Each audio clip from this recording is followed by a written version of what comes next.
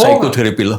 Yes, US मध्ये झालेली आहे, मलेशियामध्ये झालेली आहे, इवन बँगलोरमध्ये केलेलं आहे, चेन्नईमध्ये झालेलं आहे. नर्सिंगला दिलेलं आहे, काउन्सिलरला सांगितले की प्राणिक हिलिंग वापरा तुम्ही, you will be able to get better result. करून पहा. आणि मग अशा तुम्ही झोंबी म्हणालात की झोंबी जगायला आजकाल काही ड्रग्सचीच गरज नाहीये, आपण मेंटली झोंबी झालो. तसंच झालेलं आहे ते. स्ट्रेस, एकाचे अडकून राहणं, ॲडिक्शन. वर्क फ्रॉम होम तुम्ही विचार करा, इथं बसलेला माणूस आहे US टायमिंग प्रमाणे जगतोय तो. वेगवेगळे टाइम 12 तसं मागे आहे त्याचं घड्याळ, आणि त्या वेळेप्रमाणे तुम्ही जागता इथे. काय हालत होत असेल तुमची, शरीर बायोलॉजिकल क्लॉक काय होतंय तुमचं. आणि तुम्हाला काही इलाज नाही, तुम्हाला केलंच पाहिजे कारण तो क्लायंट तिकडे आहे. बरोबर. पण मग हे मेंटेन करायला प्राणिक हिलिंग हेल्प. आणि जर नसेल करायचं तर तुम्ही तिकडे जाऊन राहा, मग तुम्हाला त्रास नाही व्हायचा. पण ट्रम्प देईल का सहजपणे जाऊ देईल, येऊ देईल का? ट्रम्पचा त्रास सगळीपर्यंत नाही, हे बोलण्यापुरतं असतं. अरे वा. एवढं काही होणार नाही ते. आणि मोठं देश आहे तो, एका ट्रम्पमुळे एवढं काही बदलत नाही. शेवटी निसर्ग बघत असतो ना, तो मॅनेज करतो शेवटी. वाढल्यावर कुठलीही सगळ्या गोष्ट. गोष्टी आपोआप घडत जातात. हा, मला तर तेच वेळ वाटतं. द्यायला लागतो त्याला. कुठली ओव्हर झाली, नेगेटिव्हिटी का असे ना, म्हणजे आपला रोल प्ले करतो निसर्ग. तेव्हा मग ट्रम्प कार्ड युज करतात. Yes, ट्रम्प Trump card असतं. ते ट्रम्प कार्ड निसर्गाचं, युनिव्हर्सचं, ब्रह्मांडाचं. Yes. पण एक मगाशी जर आपण जे बोलू की एनर्जी सगळीकडे आहे. हो. आणि प्राणिक हिलिंग मध्ये तुम्ही आपल्याला पहिलाच याच्यात सांगितलं होतं की जे दिसतात आकाशामध्ये असे आपण बाहेर जरी बघितलं कुठेही हो. काहीतरी असं बारीक बारीक दिसतात असं जातात. टायनी डॉट्स दिसतात. हा. मास्टरने त्यांना सांगितलं की दीज आर व्हायटॅलिटी ग्लोब्युल्स. आणि व्हायटॅलिटी ग्लोब्युल म्हणजे काय, बेसिकली हे एनर्जीचे बिईंग्स आहेत. तर तुम्ही ज्या वेळेला ऑक्सिजन घेता तेव्हा हवा तुम्ही ॲब्सॉर्ब करता, पण व्हायटॅलिटी ग्लोब्युल शरीर ॲब्सॉर्ब करतं. त्याच्यामध्ये ऊर्जा असते. आपल्याला वाटतं की बाजूला सगळं ॲटमॉस्फिअर आहे, पण ते ॲटमॉस्फिअर नाही आहे, ते एनर्जीचं एक समुद्र आहे. It's an ocean of energy.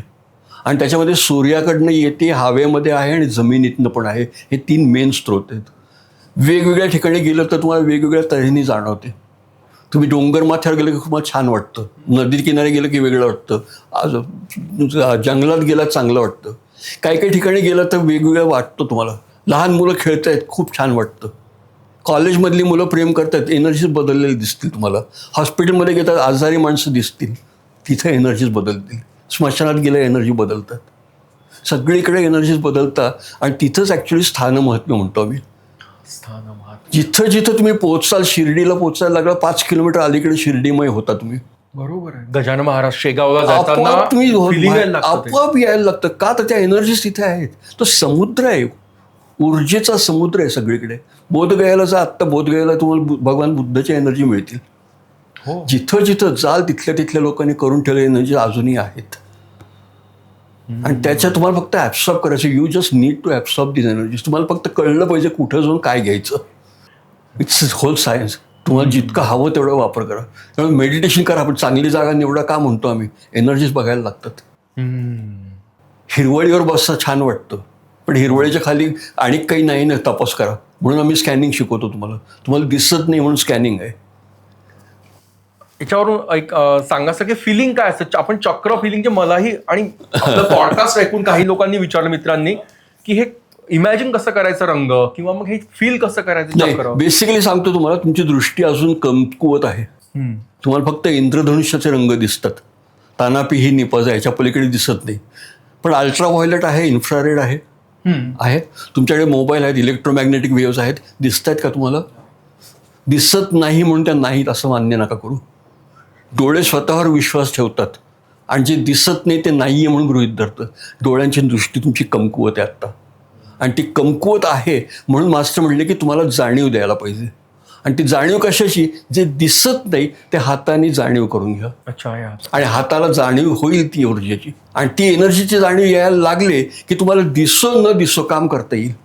त्यामुळे आम्ही बघतो एनर्जी कशी लागते, त्यामुळे हाताला जाणवते ती, आणि त्या हाताला जाणवते. त्यामुळे पूर्ण नेहमी दिसेल असं नाही, काही काही ठिकाणी दिसू शकते.